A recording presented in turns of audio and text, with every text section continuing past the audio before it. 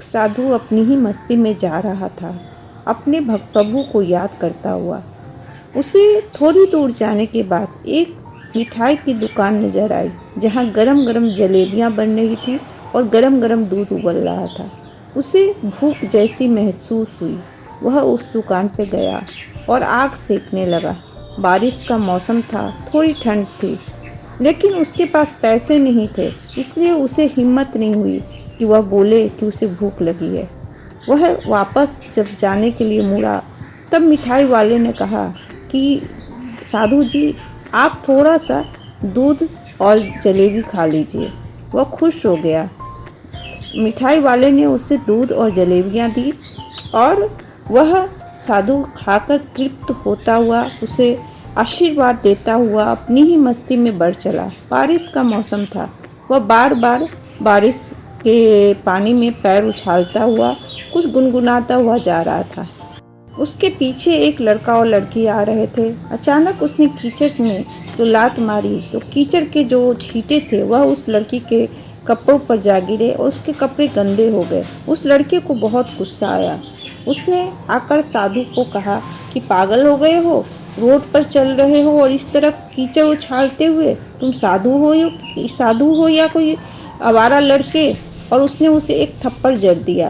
कुछ लोग खड़े खड़े वहाँ देख रहे थे, लेकिन वह कुछ कह न सके। साधु अवाक सा देखता रहा उसे, फिर आगे बढ़ते हुए भगवान से बोला कि वाह मेरे प्रभु, अभी अभी आपने मुझे जलेबियाँ खिलाई और अभी अभी थप्पड़। वैसे मुझे जो आप खिलाओ मुझे मंजूर है। आपका हर एक्शन मुझे पूरी तरह पसंद है। और वह आगे आगे बढ़ गया। थोड़ी दूर जब वो आगे बढ़ा तो देखा कि वो कपल में से जो लड़का था उसका एक्सीडेंट हो गया था। एक्सीडेंट में किसी स्कूटर वाले ने उसे धक्का मार दिया था और रोड पे गिरा हुआ था और उसका सर फट गया था, उससे खून निकल रहा था। वो साधु जाकर वहाँ रुक गया। उसे बड़ी हैरत हुई कि अभी अभी तो ये लड़के ने मुझे थप्पड़ मारा था और अभी अभी यह कैसे एक्सीडेंट हो गया। वहाँ कुछ लोग खड़े थे जो उस वक्त भी थे। उन लोगों ने कहा कि आप कैसे साधु हो जो आप एक थप्पड़ के बदले इसे श्राप दे दिया। देखो तो इस लड़के का कैसे सर फट गया है और आपने इसे श्राप दे दिया है। एक थप्पड़ ही तो था। आप साधु नहीं हो। अगर साधु होते तो आपके अंदर बर्दाश्त करने की क्षमता होती, आप श्राप नहीं देते। इस पर साधु ने कहा कि मैंने कोई श्राप नहीं दिया इसे।